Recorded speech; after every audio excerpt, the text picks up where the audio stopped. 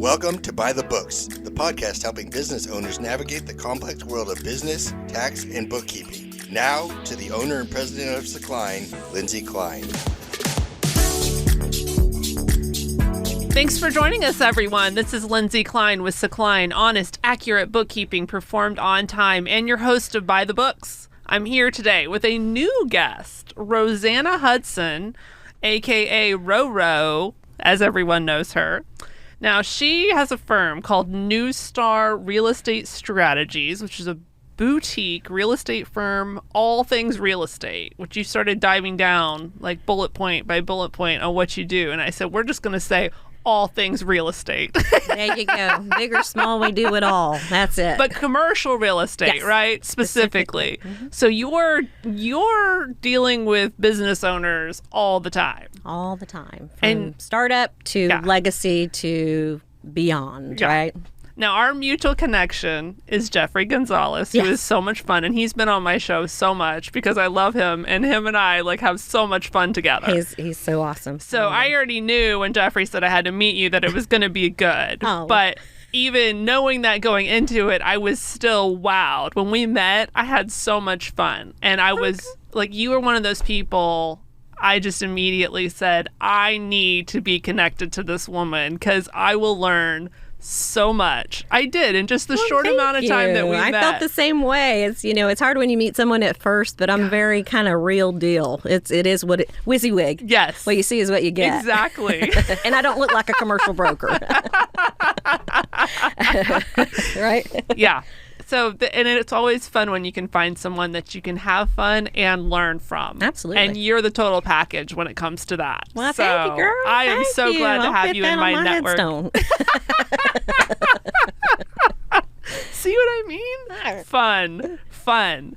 So, but you had a great topic when I mentioned having you come on. You immediately knew what you wanted to talk about. And it's good, I think, for most business owners. And it's dealing with real estate, something that is a big, expensive ticket item, maybe leasing, maybe they own, applies to both, right? It's the number one on your P&L, isn't it? The biggest expense. Usually is. Huge expense, right? Right. So tell us, what do you have to say to business owners that have that big expense? Well, reality. So all respect to the business owners out there. Just a little bit with me is that, my mother owned a business growing up. Oh, so what kind of business? It was a movie. It was movies. It was your theater? Your video store. Your video store before Hollywood. Back Blockburst. when they had the rewinders and you had to rewind it before you brought it back. That was me, girl. I had 50 of those things lined up and slicing film so everybody, That is hilarious. Yes. So knowing what it takes to be a small business owner, seeing it with my mother, being a woman. Actually, woman-owned business, right? And being and understanding that, wow, everybody gets paid before the owner does at the end of the day, right? And sometimes the owner doesn't even get a paycheck because they have all the other obligations of who they have as employees, as doing it themselves. But a lot of that is the rent, and rent is the biggest expense, but it's also the biggest asset that you need for your business. Yes. And I think that bridge between that conversation doesn't really exist in some way. I think that when I go out and I talk to business owners, and these are business owners from startups, they're doing this thing out of their kid's room kind of thing, right? They got this passion or a side hustle or what have you. This is what makes the world go round. That's how Microsoft started. Amazon. Amazon. Come on, we got a list. Every single one of them comes from an idea somewhere, a dorm room, Facebook. Yep. All this, So the thing that with small business is the absolute opportunity. With that is that at some point, depending on whatever your business is, you're going to have to touch, go to, or at least experience real estate in some form or fashion. And a lot of that is your personal need for it, for the business to exist, grow, whatever, right? And so that infancy to that next level to get you started, right? Truly started. You can run a business obviously out of your home. I remember my first kind of side hustle was my aunt sold Mary Kay I'm going to say Mary Kay. Oh, yes. Okay, you in Texas, you know what I'm talking about, right? Oh, yes. Mary Kay's big Are you a here. native of Dallas? I am. Born and bred. Girlfriend, Parkland baby. Ooh. Okay, yeah. Proud of it, apparently. I shouldn't say that, right? Anyway, but you remember the Pink Mansion. Yeah, oh, yeah. Mary Kay's And then, Mansion. of course, there's the pink Cadillac. Oh, yeah, absolutely, absolutely. Well, that's in that realm, that was really my first experience of like truly knowing business. And I always go back to it. I mean, I built my first house at 19 selling Mary Kay. Wow. And just realizing, wow, and this was something that you don't need real estate, but the real estate that you needed for that type of business was your home. Right? It's a home-based business. Right, That's their model, right? But at some point, how big of a house do you get, right? But when you think about it, just in different types of businesses, real estate has to be a part of it, whether it's a personal home or an actual commercial space. And what's interesting as far as commercial, there's really, truly, I think now with the trends and just the innovative of different type of spaces, creative spaces, things like that, is the traditional real estate, which is your typical retail, office, industrial, or flex, depending on what type of business you do. Do you make something? Do you sell something? Or do you provide a service for people, right? You're going to fall into these types of assets. Nowadays, with, co-working is a big kind of topic. WeWork really kind of made it sexy in the industry. It's not a new concept. Co-working has been around from the industrial manufacturing startup age. So long time ago. Okay. But what's interesting is that it's allowing these new entrepreneurs or people who had side hustles to really get into a pre-commercial need space is kind of how I'm classifying it. You can easily come into like a space like we're in today, right? It's a co-working space. I don't have to be in business long. I could be actual startup, sign an application, pay my membership, and I have an office or a facility to do conference rooms, a podcast, a la carte pricing, all that. That is so great for someone who really someone between that house and to your first real estate, because your first real estate is a massive investment. Absolutely. It scares the crap out of everybody. It does. It does. I could use another word, but it does. It scares everyone. When you start getting into the commercial real estate realm, it's so much more complicated than a residential transaction. Oh, yeah.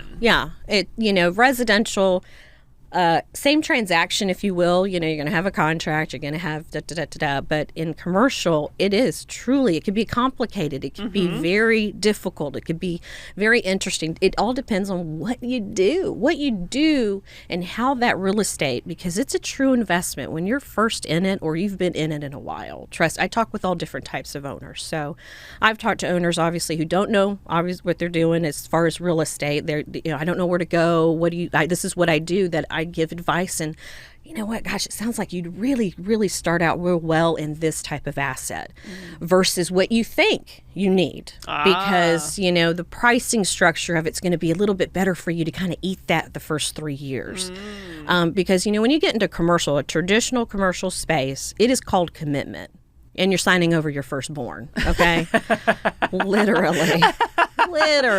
I mean, I let people know right when they meet me. You never signed a lease, get ready to sign. You got DNA, they want you to sign it with it. It's, it's a true commitment. And the issue in real estate and commercial real estate is that, when somebody comes into their first asset, if I am a restaurant, I'll give a good example as restaurants. They're probably the easiest. They're obviously in a retail setting, big shopping center or freestanding type facility, right? You got your franchise models, your Applebee's, your but you also have kind of mom and pop restaurants. You're set to a standard that these large corporations are happily to sign, 5, 7, 10-year leases. I just started up because I cook real well in my kitchen, and now I'm doing catering business, but you want me to sign 5 years? I don't even know if I'll exist. And the stats against you for operating a restaurant are just ridiculous. I think it's like one in it's so crazy now that it's like you're lucky if you live past 6 months. You're okay if you're past a year, but you really don't turn in anything until 3 years in. Yeah. Right? So what do you do if you've got this great idea for a restaurant, but Right. I mean, so you find, so now what we've seen is a creative space for someone who's kind of that in between. I'm an entrepreneur. I've got a passion for food. I went to culinary school and I want to start a restaurant, but you got to learn before you go and before you really commit. That some restaurants that I've talked to, actually, it's so funny. They were like, "You actually convinced us not to go into real estate," and I said, "Isn't that funny? I'm asking you not to get paid." It kind of tells you I'm either truly honest. Well, what are other crazy options for restaurants? Oh, food trucks. Food trucks is a really great, I didn't think about that, innovative way to come in and get something that you can easily get as an asset, right? The food trucks you can outfit anything into a food truck, right? It's a commitment, but it's not a 5-year lease term commitment. It's something that's like, you could get some, I don't know, you got 10 grand, outfit this little U-Haul truck into a food truck, or maybe you might find an old food truck that just needs a little bit of work to it, tinker here, tinker there, and you can get something going.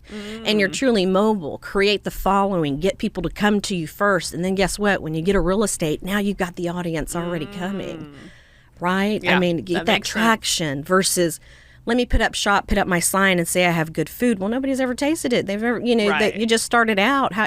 Do you see what I'm saying? Yes. There's kind of that. There's also even creative catering kitchens coming up.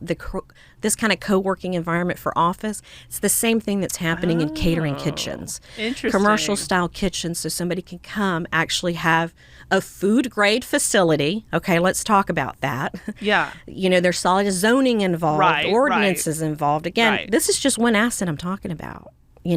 Retail, a restaurant.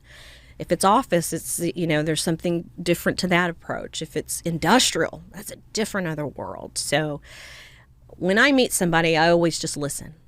I listen. What are they doing? What are they excited about? Because they're in it, right? You got their goggles on. They're in it. My job is to look at it from a holistic perspective, organically around it. Like, okay, well, you're doing really well. How could you do really, really well? And guess what? Let's see what kind of real estate that can make you just go to the freaking stratosphere with this. Because you're going to have to commit something that you've probably never committed before. The biggest purchase that most people have is, the first one is a car, right? And the really the main one purchase is a house. But good luck finding a house right now, right? Yeah. Right? I mean, look how crazy that is. Right. And a good indicating of about how commercial real estate is doing is when the housing market is always a tiny little pulse that I think a lot of brokerages don't tend to pay attention to. You gotta keep a pulse on residential, and I have that experience in residential. I have the kind of analytical background of just understanding those trends and how that relates to a commercial aspect, because all these trends and information helps build a better asset holding. Even if you're leasing, this is still an asset. It's an asset. You're committing, right? Yep. I mean, you're right. And it's a big commitment. It's a big commitment. It really is.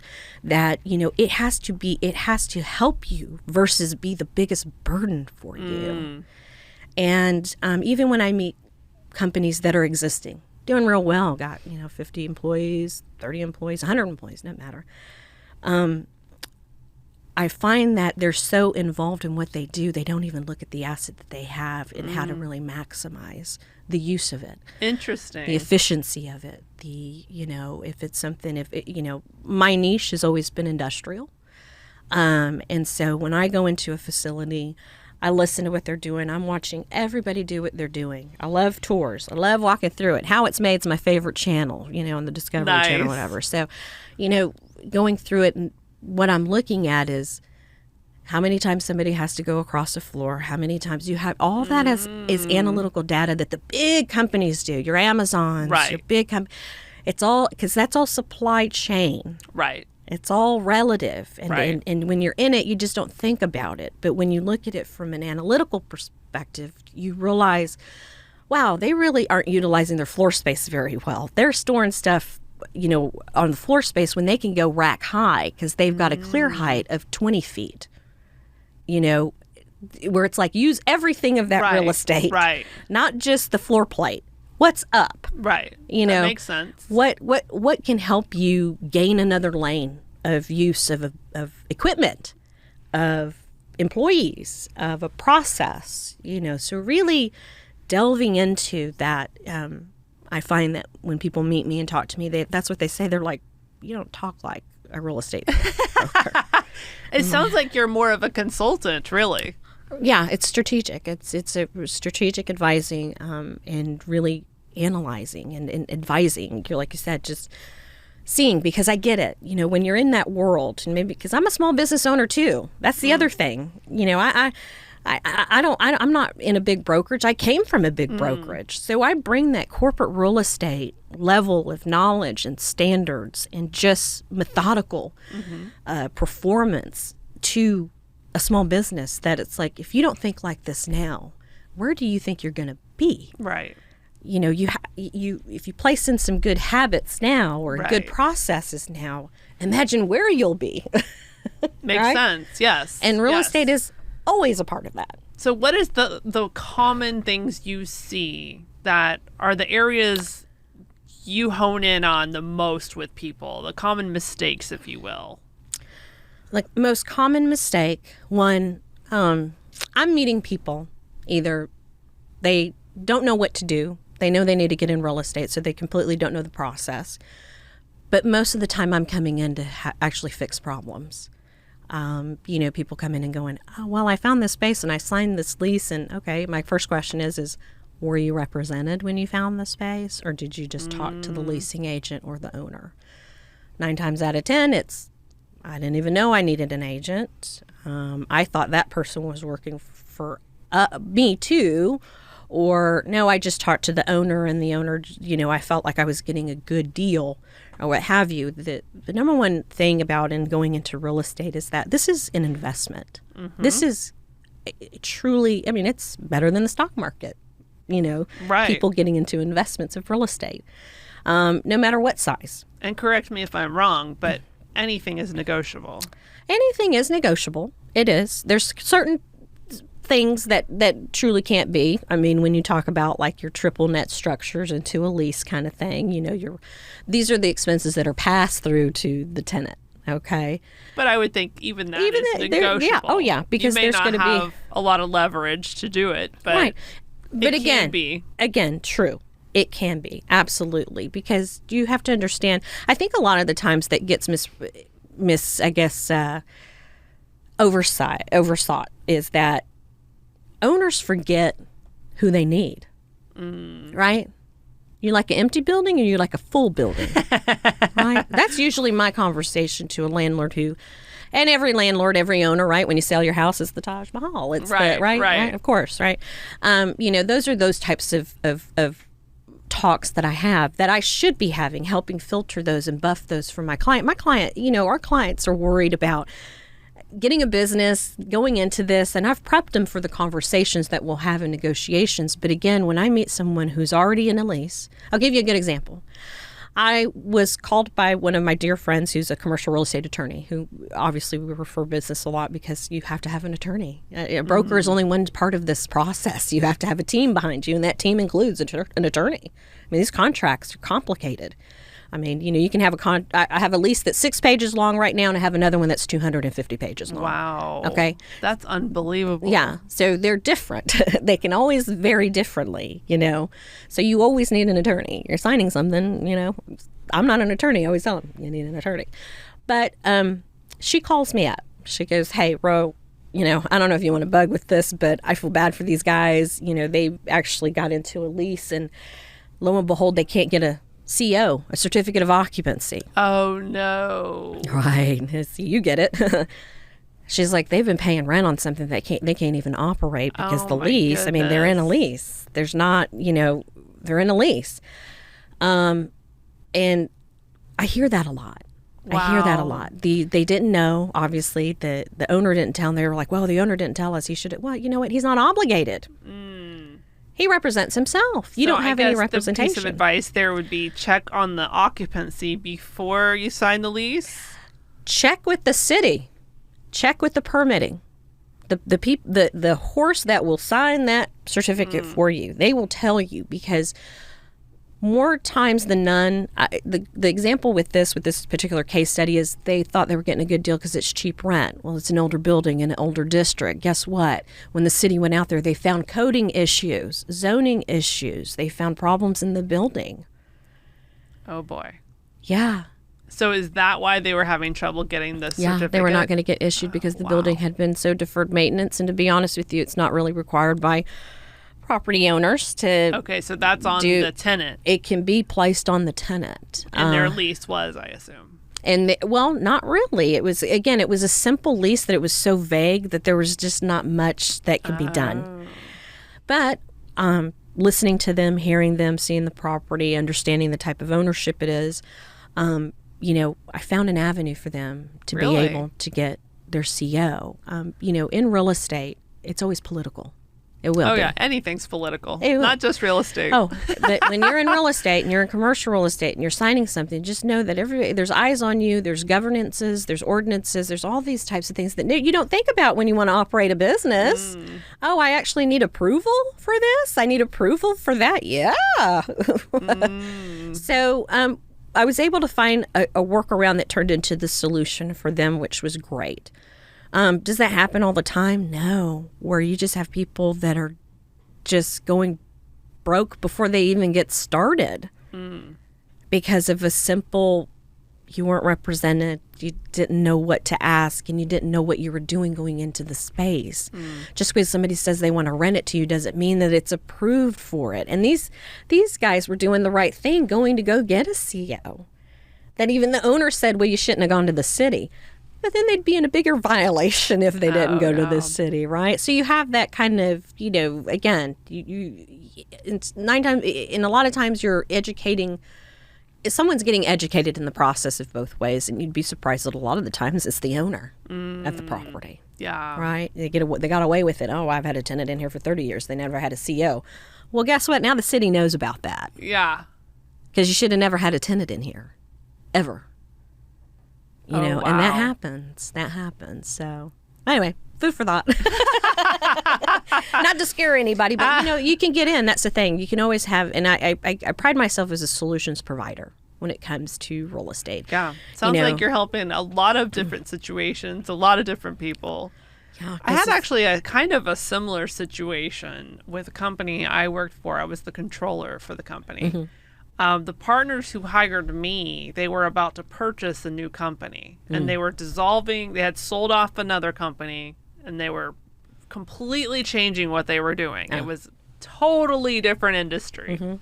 They owned the building, so their expectation was, okay, we're dissolving this company. We sold it. We're just going to use the building that we own to move in this new company, but it was completely different. Right. And same issues arose where the city was like, oh, no, this is not zoned for that. It's not the use is not allowed. Yes. Just because you own it doesn't mean you could do anything in it. Yes. And this was an industrial area that was not a great part of town, so it was not anything that anyone expected to have any issue with. Right, yeah. So, yeah, those things can bite you in the butt. Oh, yeah. They can, and they can even cut your head off if you're not really prepared for it. Again, it's that kind of this facade or kind of, if you will, Wizard of Oz curtain that, I own it. I can do whatever I want to. Right. You don't really own it. Like, you still got everybody else that has to put a check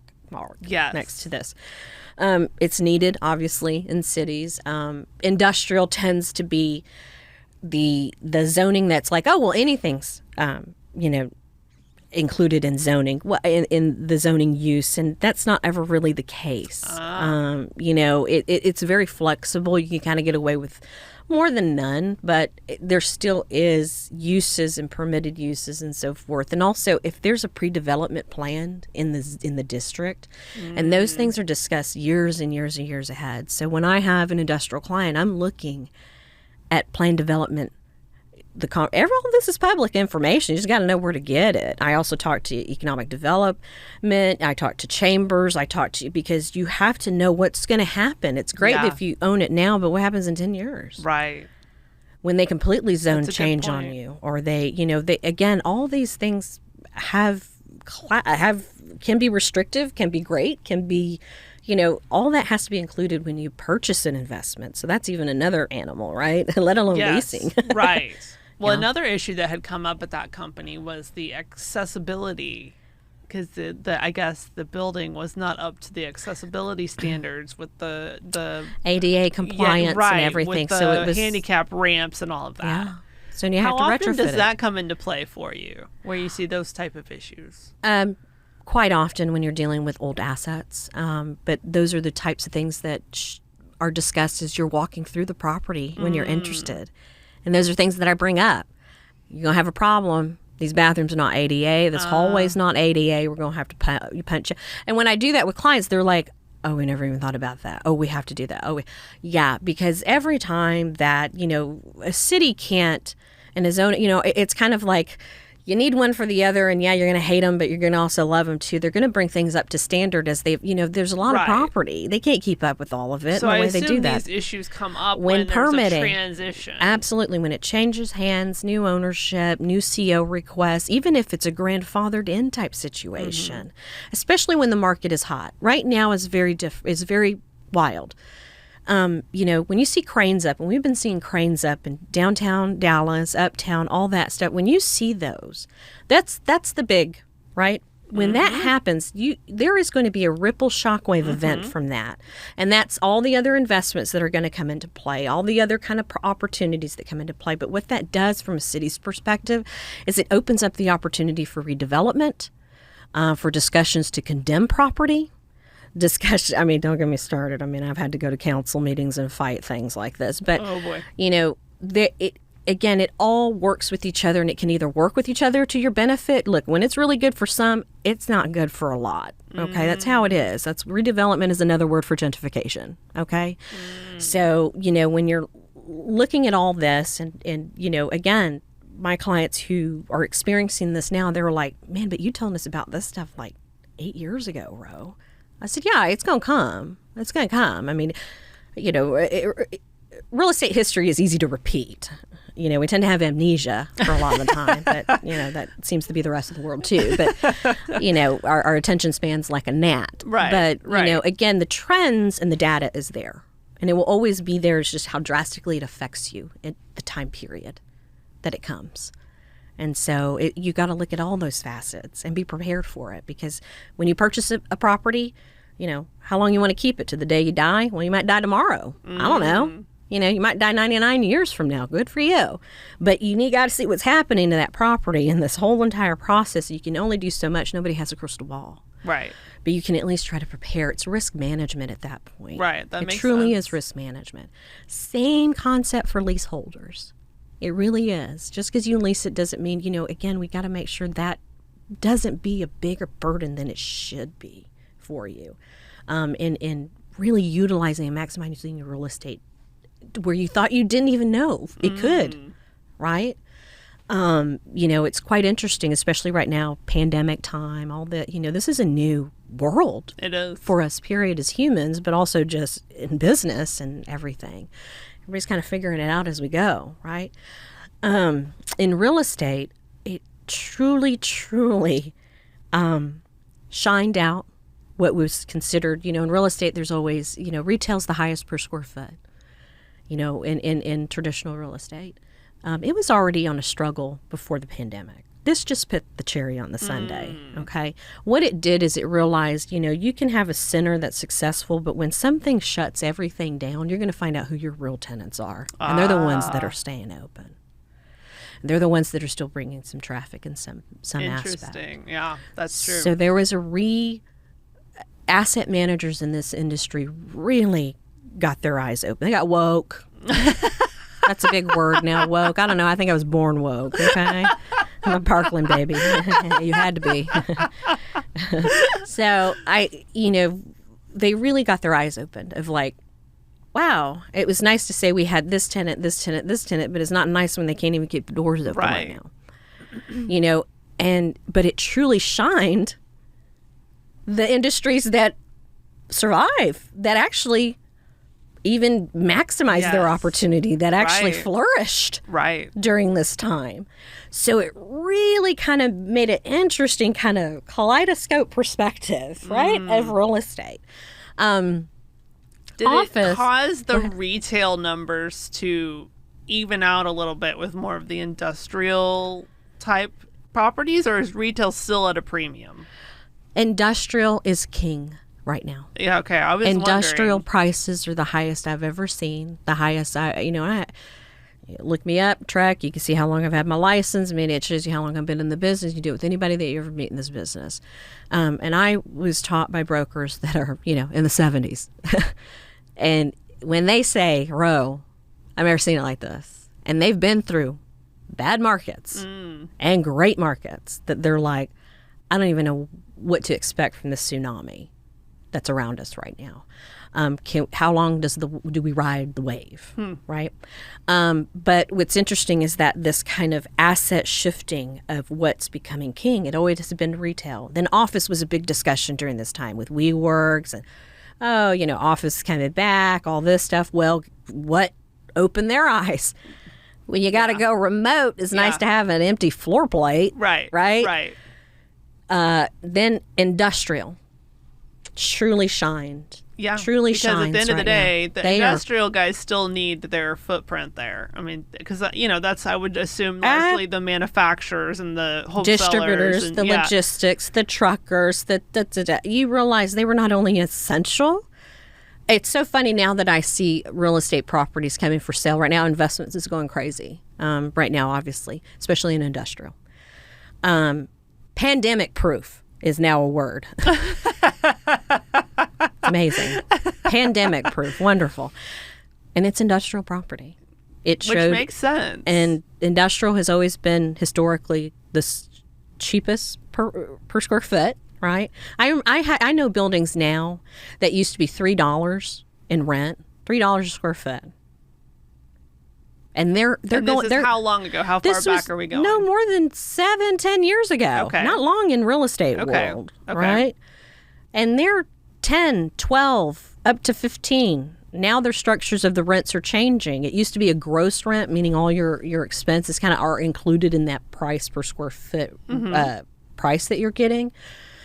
Now they're triple net rents. You pay a base plus the nets.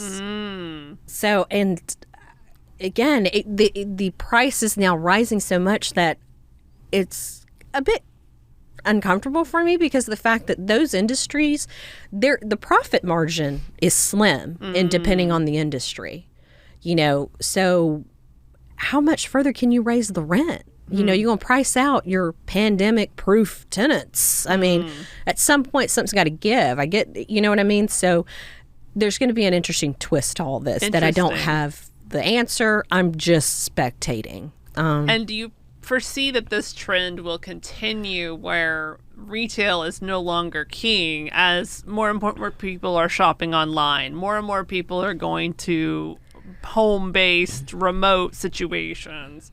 Do you think that industrial will just continue to trend as really being the king?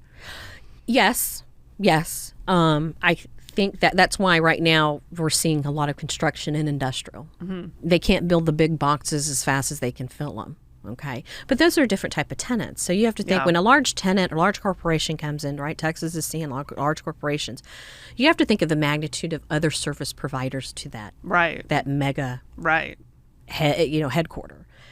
That it's a big ripple effect. Yes. So, it has to be solid come in from the corporate standpoint, and it has to be a solid foundation to be able to support that corporate headquarter that comes here. Right. Or at least an infrastructure to do so, and that's good industrial parks, depending on what it is or what have you. And I think, yes, the trend is going to continue to go up. I just don't want it to go so far up that it's like you're pricing out your own users. What's the point? Who else is going to come in?